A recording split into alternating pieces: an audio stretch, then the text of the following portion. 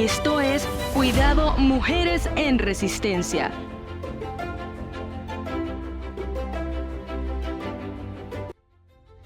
Queridos y queridas amigas, sean muy bienvenidas a Cuidado Mujeres en Resistencia, un escenario de diálogo diseñado para destacar y celebrar la importante contribución y sobre todo la resistencia de las mujeres hondureñas en diferentes ámbitos, incluyendo el político, el cultural, el social, el académico y el comunitario.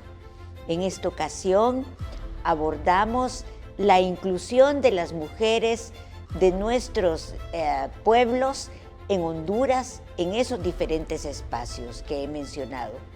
La resistencia y lucha de las mujeres indígenas en Honduras ha sido histórica y aunque aún quedan muchas victorias por alcanzar, actualmente gran número de ellas está abriendo camino en todos esos espacios en nuestro país. Por ello, hoy queremos dialogar para que tanto nosotras como la población en general tenga una comprensión clara del trabajo de estas mujeres lideresas que inspiran a otras compañeras. Para profundizar en este tema, hoy tenemos el gran honor de contar con una invitada tremendamente especial, María Felicita, directora de la Coordinación Nacional de Pueblos Originarios y Afrohondureños en Cedesol. Además, nos acompaña nuestra querida Yuni Choi, que es nuestra jefa de la unidad de género en la CECAP. Yo soy Anarela Vélez, ministra de la Secretaría de las Culturas, las Artes y los Patrimonios de los Pueblos de Honduras en el gobierno de Xiomara Castro, la primera mujer presidenta de este país. Y es para mí un honor darles la bienvenida a Cuidado, Mujeres en Resistencia. María Felicita, es un gusto tenerla con nosotras. Este es nuestro sexto programa de Cuidado, Mujeres en Resistencia. Así que, querida, cuéntenos, ¿cómo iniciaría usted esta conversación con nosotras hablando justamente de este tema, de la resistencia de las mujeres en nuestro país? Bueno, muchísimas gracias, ministra, por el espacio y también a Canal 8 y para toda la teleaudiencia que ve este programa. Para empezar a hablar de los cuidados y de la resistencia, primero tenemos que enfocarnos de que el primer cuidado tiene que ser a nuestro territorio cuerpo y a nuestro territorio vida, y que también van enfocados también, porque si cuidamos nuestro territorio cuerpo, cuidamos nuestro territorio vida, entonces van enmarcados porque si amas la vida, amas el territorio, por lo tanto debes amarla y cuidarla y defenderla. Qué sabiduría, María Felicita, ¿verdad? Casi nunca pensamos nuestro cuerpo como nuestro territorio, el cual tenemos que cuidar, porque bueno, el neocapitalismo nos impide entenderlo de esta manera. Y bueno, Yuni, ¿qué opinas? Me parece muy importante lo que menciona Felicita, porque es cierto que es uno de los patrones de dominación que normalmente para venir y dominar o colonizar, lo que se hace es se toman los territorios y parte de los territorios que utiliza, que es una práctica que se ha dado bastante históricamente, se ven las guerras, que también profanan los cuerpos de las mujeres. Son una de las formas de dominación y muy importante que lo mencionaras, Felicita. Bueno, además, no solamente en las guerras, en nuestra sociedad, por ejemplo, toda la violencia contra nosotras justamente es una manera de apropiarse de nuestro cuerpo como un territorio. Y además ya sabemos que en el crimen organizado utiliza mucho el cuerpo de las mujeres, de las hermanas, de las madres, de las esposas, para poder controlar al otro, ¿verdad? Al enemigo o al opositor. Y bueno, ¿qué nos puede contar de su historia, querida Felicita? ¿Cómo inició usted en esta ruta de pensamiento crítico, feminista, también un pensamiento del sur, ¿verdad? Porque tiene que ver esto con el concepto que tienen nuestras comunidades respecto a la naturaleza, respecto a la madre tierra. Bueno, contarles un poco de la historia. Yo soy una mujer de pueblo originario, vivo en la comunidad de San Isidro del Volcán, Santa Elena, La Paz. Una comunidad pues que queda muy lejos de la capital, muy lejos de la ciudad y muy lejos de las áreas rurales, digamos, queda en una comunidad totalmente indígena, pero uno de los desafíos más grandes ha sido pues que empezamos allá en el 2009 cuando se dio el golpe de Estado, y después del golpe de Estado pues se dieron las concesiones hidroeléctricas en nuestro territorio. Desde allí empezamos a luchar, digamos, colectivamente en las comunidades como también dentro de la organización, y desde allí viene mi lucha como mujer indígena, como defensora y ambientalista. Y por eso decía al inicio que para hablar de los cuidados primero tenemos que hablar de nuestro territorio vida y de nuestro territorio cuerpo. Desde allí inicia mi lucha en el 2010, 2011, 2012, 2013, pero la lucha más fuerte y más dura fue en el 2015, porque también hemos tenido que enfrentar a los procesos de persecución, criminalización, como también los atentados, pero eso también nos ha hecho fuertes y resistentes para seguir en rebeldía por nuestros territorios, como también en rebeldía por nuestros territorios cuerpos, porque también tenemos que luchar contra el flagelo de la violencia que nosotras las mujeres sufrimos como por ser mujeres indígenas, pero también le hacemos énfasis también a la lucha del feminismo comunitario, desde lo local, desde los saberes ancestrales, desde nuestras abuelas, pero también hemos propuesto propuestas de transformación para poder desmontar los distintos flagelos patriarcales y machistas que han existido en nuestros pueblos. Muchas gracias, Felicita. ¿Y qué ha representado en su vida esta lucha por la defensa de los intereses de los pueblos indígenas? Primero como mujer feminista comunitaria y luego como directora general de CONAPOA.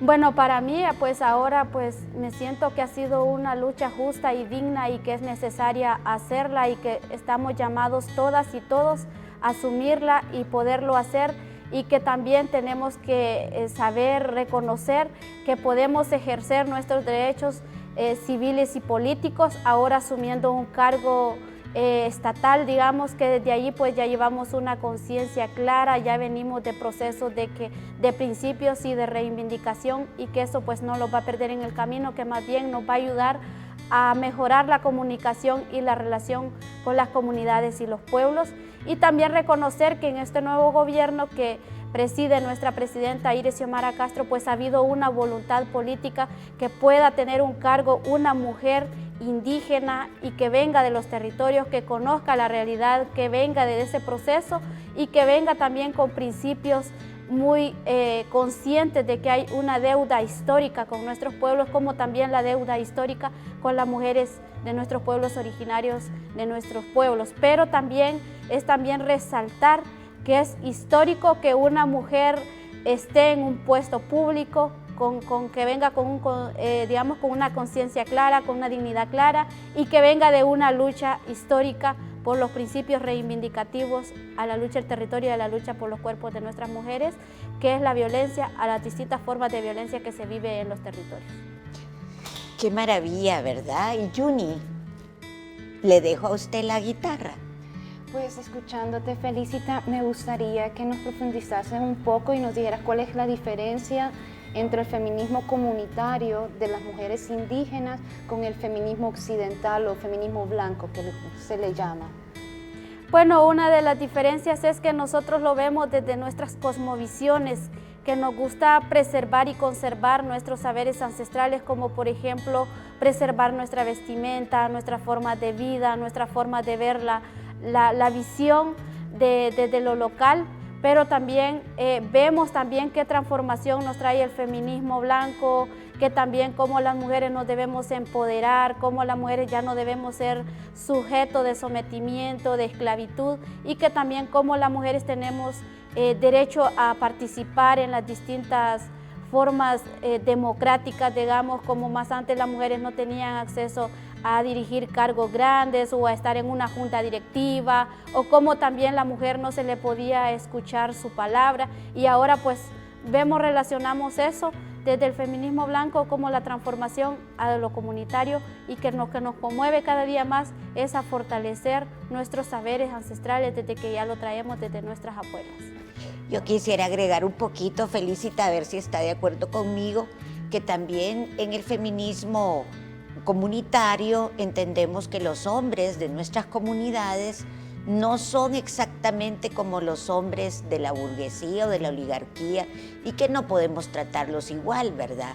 Porque ellos también son una víctima de una sociedad desigual, lo que no significa que les vamos a admitir su patriarcado y su machismo, ¿verdad?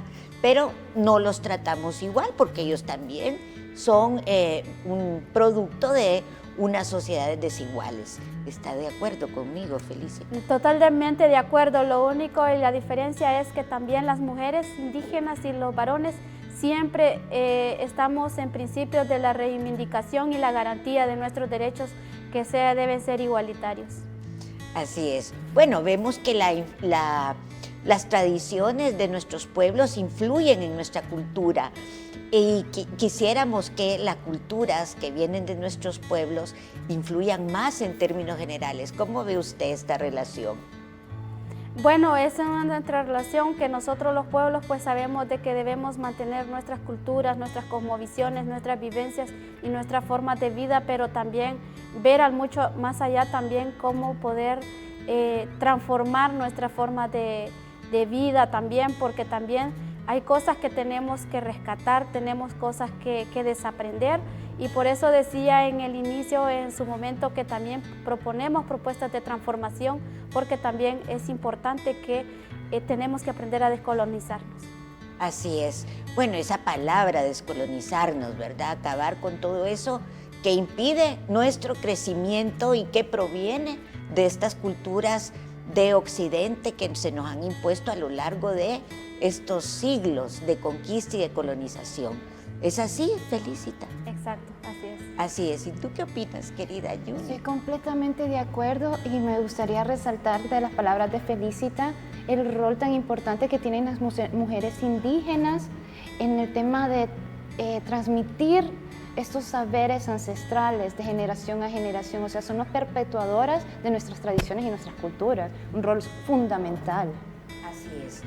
Es tan importante entender que hay aspectos de las culturas que van a favorecer nuestro crecimiento y otros que no. ¿Es así o no? Exacto. ¿Y qué piensa, qué elementos de la cultura de nuestros pueblos favorecen justamente ese andar nuestro, esa lucha nuestra por alcanzar la igualdad? Bueno, sabemos que lo que viene a fortalecer es que Honduras es un país con 9 descendencias de pueblos originarios, donde cada pueblo pues tiene su distinta cosmovisión, su distinta lengua materna y su distinta forma de ver la vida, pero al mismo tiempo son pueblos que orgullecen nuestra patria, porque son pueblos que mantienen viva nuestra cultura, nuestra cosmovisión, y al igual que si estas 9 naciones de pueblos originarios no existieran, pues Honduras fuera un país como sin alma, y sabemos que el alma de este país es la cosmovisión, la cultura, la tradición de nuestros pueblos, que eso resalta el brillar de nuestro país. Así es, yo agregaría algo más. Nuestros pueblos originarios son los que dan nuestras señales de identidad, nos vuelven únicos, ¿verdad? No en todos lados tenemos un pueblo lenca o un pueblo tolupán o un pueblo tahuaca, no existe en otro país. Hay muchos países de nuestra América que está repleto de gente como nosotras, como mestizos, que hablamos castellano y que estamos aculturizadas más bien, pero nuestras poblaciones originarias nos enriquecen y nos convierten en una nación única. Pero cuénteme, ¿cuál es el rol que juega la educación en el empoderamiento de las mujeres indígenas? Bueno, el rol que se ha jugado hasta el día de hoy pues es también muy importante, y para mí que es muy importante también ha podido ser que las mujeres que no saben leer, que se les pueda enseñar a leer, porque sabemos que un pueblo educado es un pueblo consciente, es un pueblo transformado, y mientras un pueblo no tiene, no hay una voluntad de educación, no hay una transformación distinta, y que sabemos que la educación es el alma de los pueblos, y que por lo tanto se les debe dar esa garantía en derechos, que es un derecho humano la educación, fundamental para las comunidades y especialmente para las mujeres, porque yo me pregunto muchas veces qué podría ser de nuestras abuelas cuando ellas no tuvieron lo que fue antiguamente, no sabían leer y no escribir, pero ellas sabían desempeñar grandes cargos sin saber leer, porque ellos tenían todo un conocimiento, toda una sabiduría. Entonces ahora con eso de la formación en educación, pues es mucho más fundamental y como más efectivo. Qué interesante, ¿verdad? Porque eso me hace reflexionar acerca de que nuestra educación debe de ser inclusiva, debe de respetar y reconocer los saberes que provienen de los pueblos, de nuestros pueblos originarios, e incorporarlos. Todos los saberes tienen importancia, tanto los que vienen de la academia como los que vienen de nuestros pueblos. Y una sociedad como la nuestra, y un pueblo como el nuestro en la actualidad, y un gobierno como el nuestro, que es refundacional, justamente reconoce la importancia de todos los saberes de nuestros pueblos, como también, por supuesto, los saberes de la ciencia occidental o de la academia occidental. ¿Qué opina? ¿Está de acuerdo conmigo? Siempre es importante, claro que sí, ahora existe la cantidad de ciencia, pero también siempre es importante también, como usted lo decía, que una educación integral e interbilingüe, que también se respete los distintos idiomas, que se garantice los distintos idiomas, porque a veces también hay algo bastante difícil. Por ejemplo, llega una mujer garífuna o llega una mujer tolupán o una mujer misquita a una universidad, pues también siempre se le ve como algo, sufre los desafíos de discriminación o racismo por hablar su lengua. Entonces, para mí que es algo más bien que debe enorgullecer tanto a nuestro país como a nuestro estado, como también a las distintas universidades, de que nuestro país pues pueda hablar su lengua libremente sin poder enfrentarse a estos distintos retos y desafíos. Como también cuando llega una mujer indígena a una universidad, que por su vestimenta se le revictimice o también termine abandonando su proceso de educación. También eso también lo agrego, porque también es un desafío grande para nuestros pueblos. Así es, una cultura que no es inclusiva, ¿verdad?, que discrimina a las personas por su apariencia o por su origen étnico, es una sociedad que debe de transformarse de manera radical, y eso es lo que se propone nuestro gobierno. Pero cuénteme, ¿cómo han visto evolucionar la participación de las mujeres indígenas en la vida política y social de Honduras en la actualidad? ¿Ha habido cambios? ¿Qué cambios observa usted? Y también, ¿qué retos son los que aún tenemos que vencer? Bueno, han habido muchos cambios significantes, digamos, porque ahora las mujeres pues están organizadas localmente, ahora pues las mujeres pueden participar a candidatas a alcaldesas, candidatas a regidoras, y también pueden ejercer su liderazgo comunitario. Siempre ellas están organizándose y cada día más persistiendo y resistiendo, y también haciendo incidencia a que sus derechos civiles y políticos también se puedan ejercer. Y para mí eso ha sido una lucha también de mujeres históricas que han luchado más antes para que hoy nosotras las mujeres, por ejemplo, más antes en la antigüedad las mujeres no teníamos derecho al voto y ahora tenemos el derecho al voto por mucha lucha de muchas mujeres que han ido luchando como Visitación Padilla, Margarita Murillo y muchas mujeres más que han ido luchando como Gladys Lanza y pues esas mujeres han dejado como un legado para que nosotras las mujeres podamos seguir en esa lucha constante, pero también siempre que sea transformador para otras mujeres y ser la voz también de otras mujeres, porque no todas podemos desarrollar, botar el miedo y enfrentarnos a los distintos flagelos de la violencia, también tanto local como social que se ejerce. Entonces, cómo nos llaman muchas reflexiones que tenemos que aprender a defendernos y a defendernos entre nosotras mismas, igual que acuerparnos. Y eso pues a mí me deja un legado mucho más porque en la historia de nuestro país tenemos una mujer presidenta y eso nos motiva cada vez a nosotras las mujeres que sí podemos las mujeres. Así es, sin duda alguna. Y cuéntenos de manera bastante breve, porque ya casi que llegamos al final de nuestro programa, cuáles son sus proyectos actuales y futuros para seguir promoviendo la inclusión y el desarrollo de las mujeres indígenas en nuestro país. Bueno, sabría comentar así breve y poco que desde la Dirección Nacional de Pueblos Originarios y Afro-Hondureños y con el compromiso de que tenemos también de una voluntad de la presidenta Iris Xiomara Castro y del ministro José Carlos Cardona, estamos trabajando lo que es la elaboración de una política pública integral para pueblos originarios y afro-hondureños, como también procesos de formación y fortalecimiento a las mujeres. Y casualmente el día de hoy se está desarrollando un proceso de enmarcar la paz con dos de parte de la Secretaría de Desarrollo Social, CDSOL y CMujer, un proceso de intercambio de experiencias con mujeres indígenas y así se estará yendo a las demás partes de los pueblos originarios en el país. Se está consultando, ¿verdad? Porque como sabemos en nuestro gobierno, nada sobre los pueblos sin los pueblos. Bueno, pues ha sido un placer tenerlas en este espacio. Pues lamentamos que ya no nos queda más tiempo, pero ya para cerrar con este diálogo, quiero, querida compañera Yuni, que nos dé sus apreciaciones sobre el tema.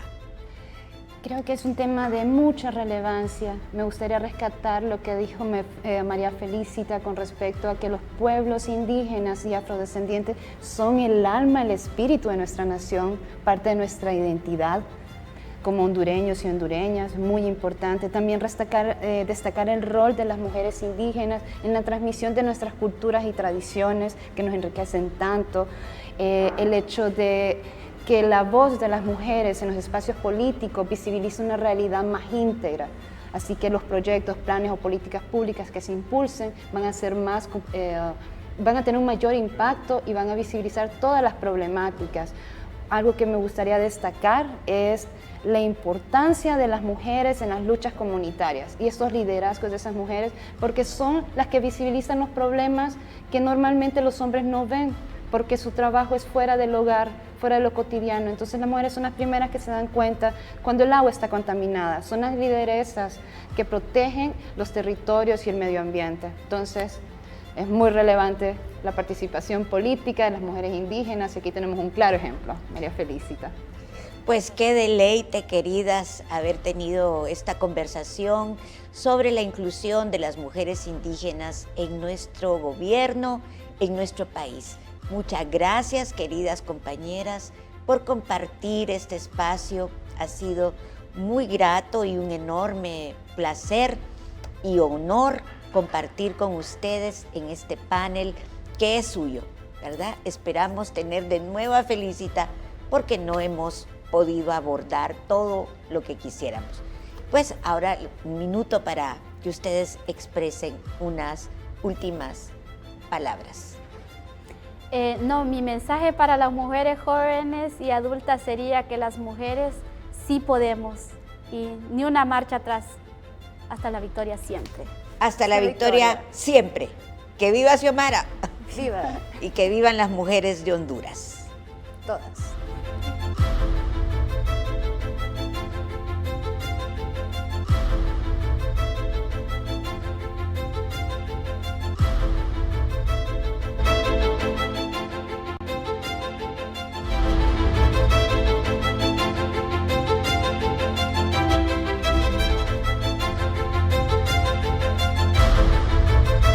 Bienvenidos y bienvenidas a este segmento de Cuidado, Mujeres en Resistencia.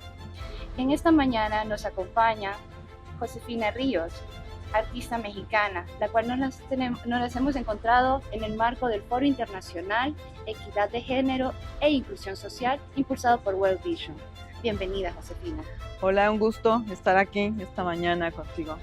Muchas gracias, Josefina. Me gustaría que comenzáramos esta entrevista contándome un poco sobre tu trayectoria como artista y cómo tu trabajo te ha llevado a trabajar con mujeres en México. Ok, mira, yo hice estudios de arte en la Escuela Nacional de Pintura, Escultura y Grabado, La Esmeralda, ¿no? Es una escuela que tiene mucho prestigio en México y sin embargo, pues mi interés era involucrarme con el arte, ¿no? El arte llega a mí en un momento muy importante porque me permitió aprender, no solo aprender las técnicas, sino cómo poder utilizar el arte como una herramienta en un trabajo que ya tenía yo haciendo con mujeres, ¿no? Desde los 20 años más o menos he sido activista. Entonces esta herramienta del arte, este mundo del arte, lo único que hizo fue dotarme de otras herramientas para expresar. Muy interesante. ¿Y qué te motivó a centrar tu trabajo en las problemáticas de violencia de género y qué metas te has propuesto alcanzar con tu labor?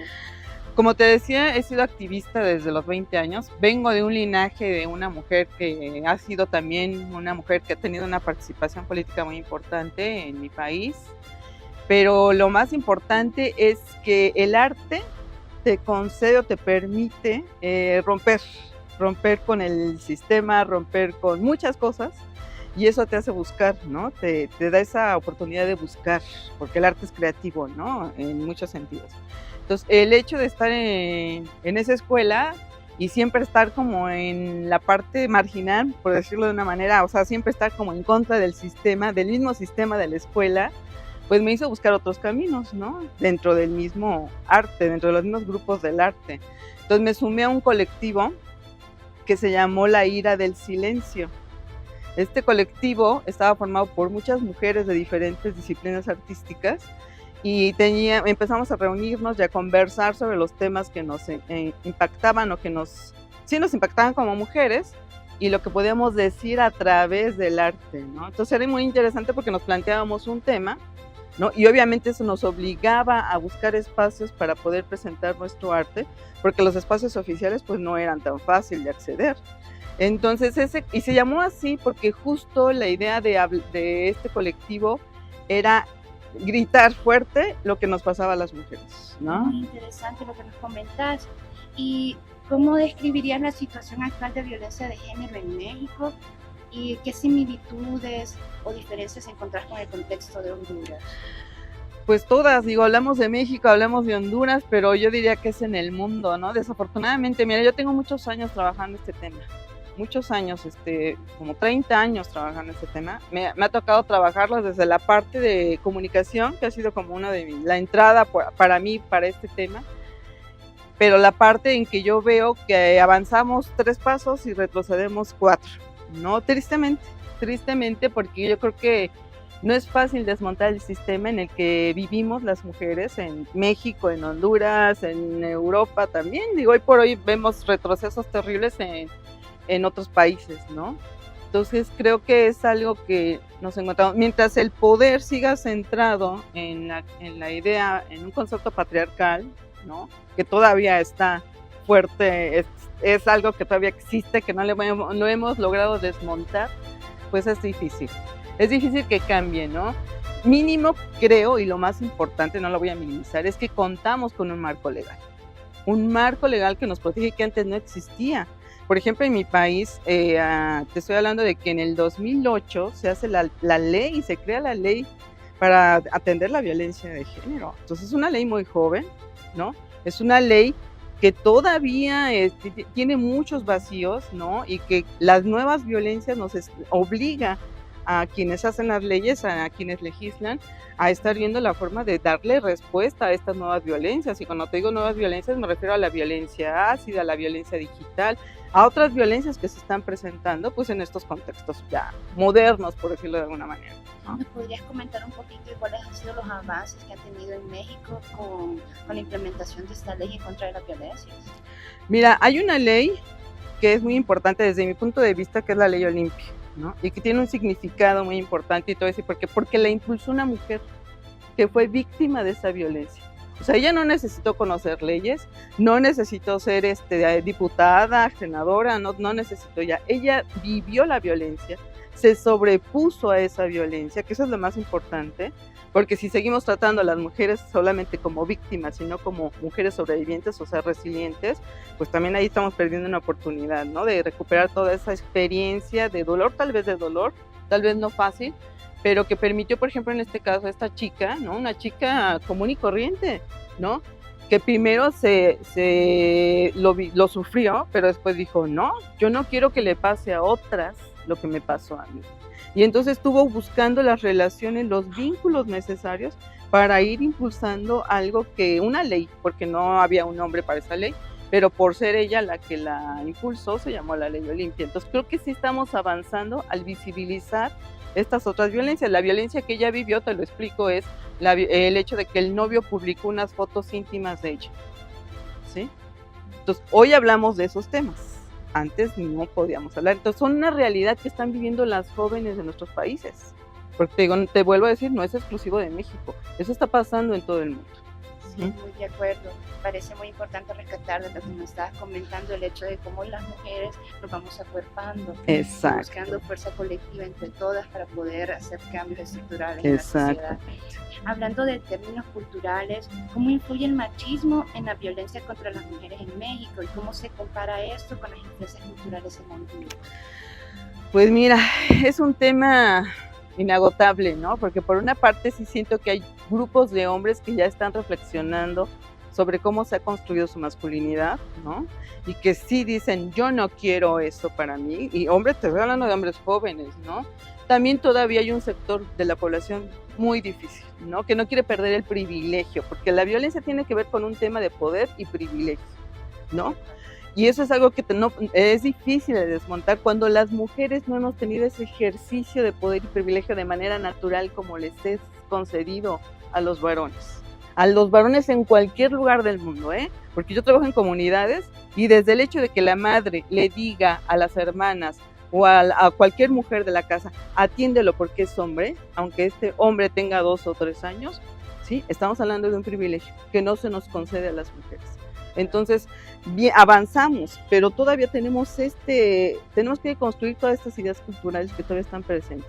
Y sobre todo, cuestionarnos siempre a quienes trabajamos en esto, si no estamos reproduciendo esos mismos discursos a veces, ¿no? Completamente de acuerdo con lo que nos comentas.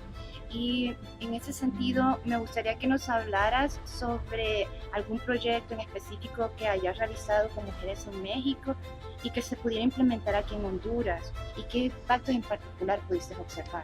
Mira, te voy a comentar un proyecto que tiene que ver con este foro, ¿no? Con el foro de GESI, ¿no? De Género e Inclusión e Igualdad, ¿no?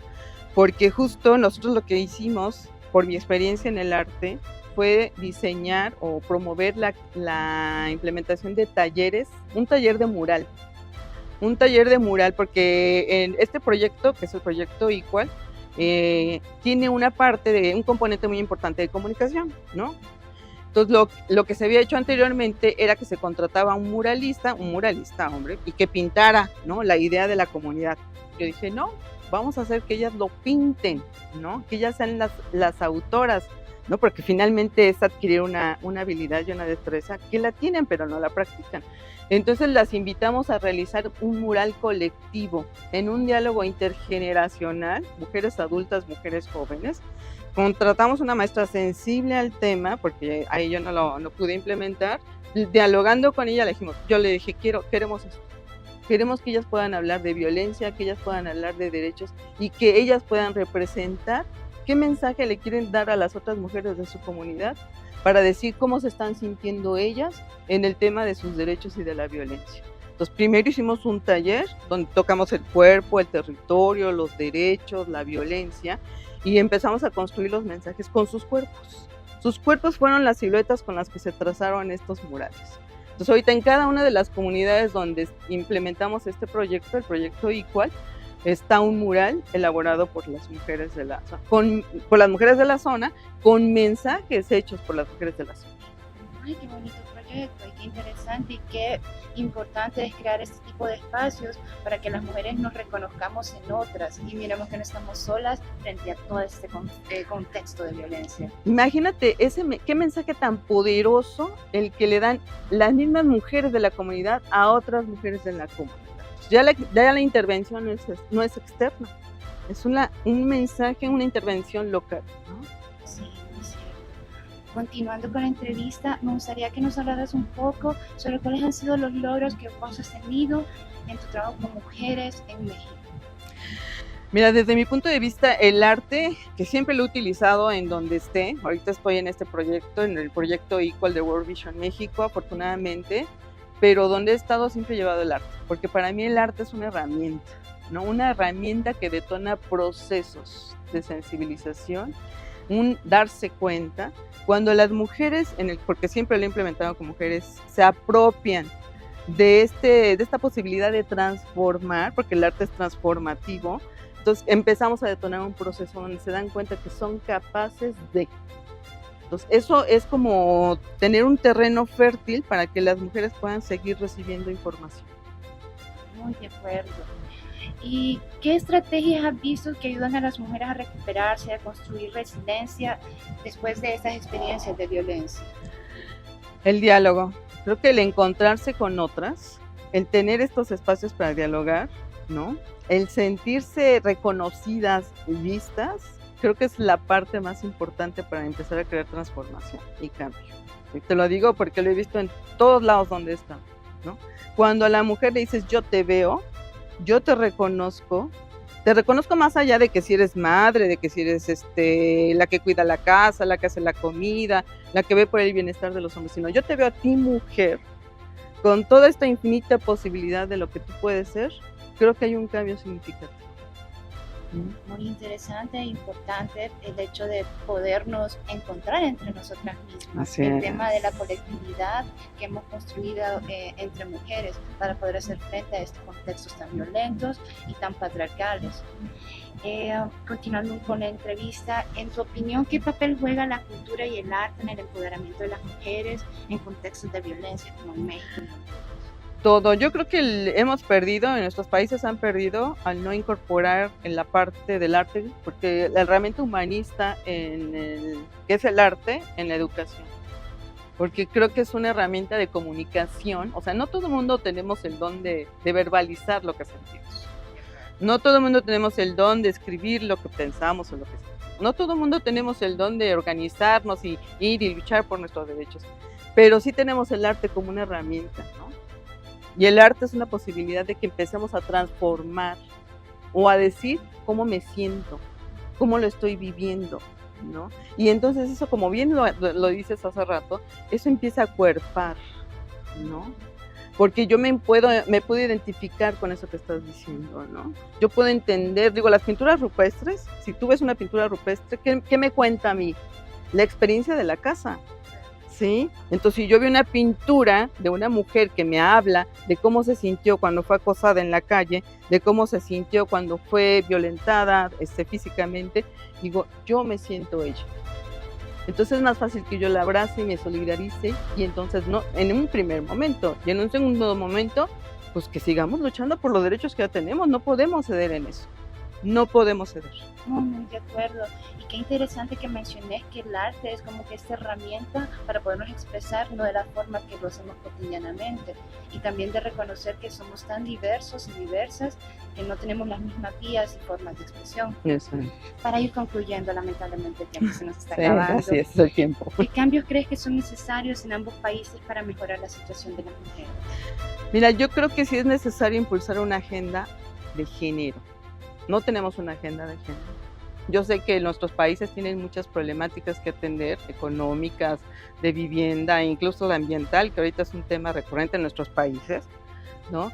Pero sí creo que quienes quieren o aspiran a dirigir nuestros países no pueden perder de vista la agenda de género, porque somos más del 52% de las mujeres en el mundo. ¿Dónde está representada la voz de nuestras mujeres? No está. Entonces creo que es muy importante promover el ejercicio de la ciudadanía en las mujeres. Eso creo que también es algo que debe ir sucediendo a la par, ¿no? Para que no sea solamente un tema de exigencia, sino sea un tema de diálogo, ¿no? Y eso es a lo que yo aspiro, a que podamos construir esos diálogos con quienes representan o quienes están en los espacios de toma de decisión, para poder mejorar las condiciones de las mujeres, para poder tener una agenda de mujeres. Y no solamente la agenda, sino presupuestos, porque una agenda sin dinero no sirve de nada. Completamente de acuerdo, o sea, no es la simple intención, no materializa. Exacto.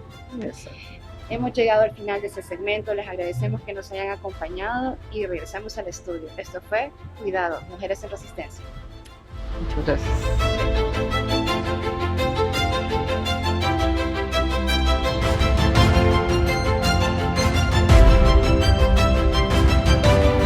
Esto es Cuidado, Mujeres en Resistencia.